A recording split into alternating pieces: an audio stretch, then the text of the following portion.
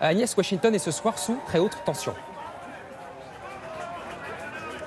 Oui, Jean-Baptiste, nous sommes devant la Maison-Blanche dont l'accès a été limité. Vous le voyez, la police a été déployée.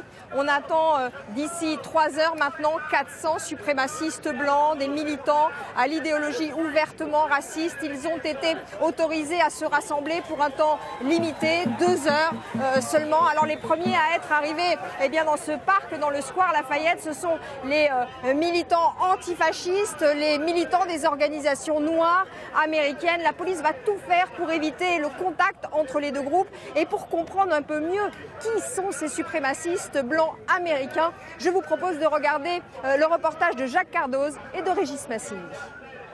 Ils sont l'image de ces suprémacistes blancs aux États-Unis. Ils hurlent national-socialisme en place publique. Ils défilent à visage découvert. Un groupe identitaire qui n'hésite pas à faire le coup de poing.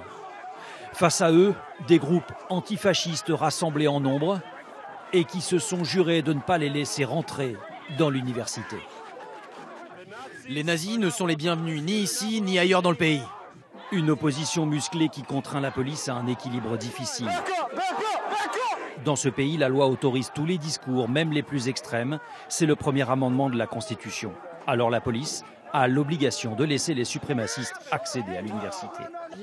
Ça, ce sont mes idées.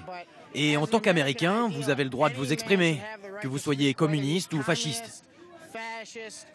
Après plusieurs heures de confusion, les antifascistes obtiennent finalement ce qu'ils veulent. Si le leader des suprémacistes peut quand même tenir son discours, il le fera devant un public largement clairsemé. Il s'agit d'une guerre silencieuse contre la race blanche. Richard Spencer fait le tour des universités avec cette idée que la race blanche est menacée. Et parfois, il n'hésite pas à solliciter le salut hitlérien. Gloire à Trump, gloire aux Blancs et à notre victoire. Il considère l'arrivée de Donald Trump comme un nouveau départ. Dans cette université du Michigan, il développe l'idée que le président américain a ouvert une porte vers des idées radicales et ouvertement racistes. Les Blancs sont en train de devenir rapidement une minorité aux États-Unis. Et même si toute cette immigration devait s'arrêter miraculeusement dès demain matin, la nouvelle minorité blanche n'échapperait pas à son destin de s'éteindre en 1 ou 2 décennies.